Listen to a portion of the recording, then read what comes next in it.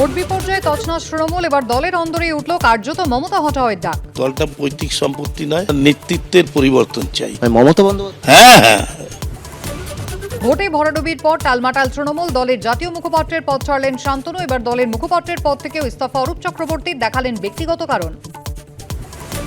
তৃণমূলে এবার সাংসদ বনাম সাংসদ, লোকসভার অধ্যক্ষের কাছে চিঠি লিখে কল্যাণের নামে নালিশ কাকলির, পাল্টা নারদকাণ্ড টেনে খোঁচা তৃণমূল সাংসদের। ডিমটায় বিক্ষোভের মুখে সৌগত, তৃণমূল সাংসদকে লক্ষ্য করে ছোড়া হলো ডিম, উঠল চোর স্লোগান। দুবরাজপুরে কাটমানি ফেরতের দাবিতে তৃণমূল কাউন্সিলরকে জুতো পেটা।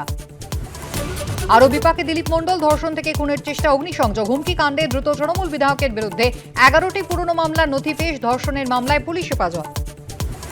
পরিচালক অনিক দত্তর মৃত্যুতে শোকস্তব্ধ স্টুডিও পাড়া। আজ সকালে নন্দন রবীন্দ্র সদন প্রাঙ্গণে শায়িত থাকবে মরদেহ, শেষ শ্রদ্ধা জানাবেন অনুরাগীরা।